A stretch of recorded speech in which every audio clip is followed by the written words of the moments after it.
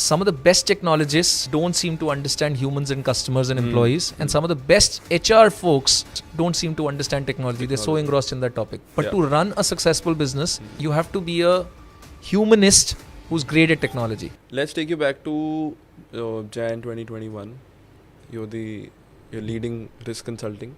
Then there's this challenge of being a chief digital officer that comes up. And during my debating days, we used to talk a lot about binaries, right? We talk about good, evil. We talk about black and white, right? And there's always science and commerce, or there's always a binary between, say, business and technology. But you being someone who's broken that perception, right? Being the chief digital officer who in some sense mixes the business with tech.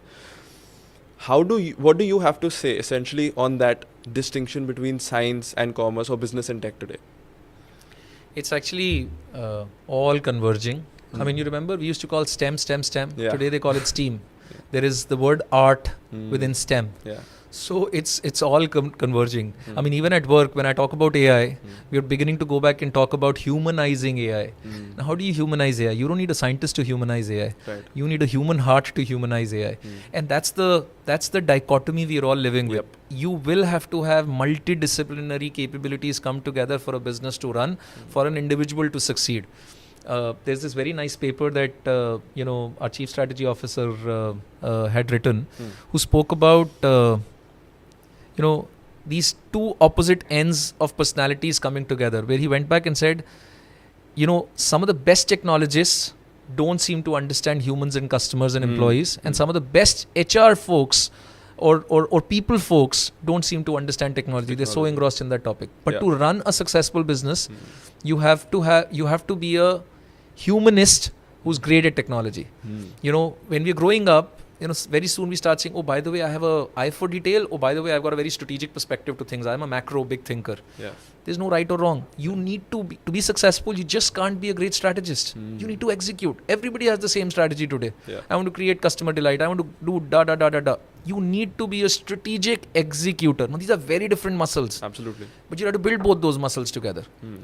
Companies go back and say, oh, I need to be a global company. But then we go back and say, oh, no, people are very connected with the local connect.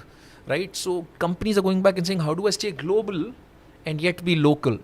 So how do I kind of converge these skills? Now, in a binary world, you will get trained on one. Yeah. In a multidisciplinary world, you will realize that there is a need for multiple skills to come together. Even if you don't have it, you will pull a team together which will bring those capabilities. So it's the paradox of leadership that in a very complex world today that we live in, right, where a successful guy will be able to bring, or guy, girl, whatever, I mean, will bring in these paradoxes together to be able to run a good business. So this essentially also means for, say, people who are looking at this, the whole message being that be that person who is the amalgamation of the two and not sitting at one part of the horizon. Absolutely. I mean, or at least have an eye or an acknowledgement that you lack something.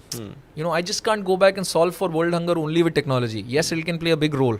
But I have to have the human heart. And if I don't, let's have the humility to get the right person to be able to pair us together.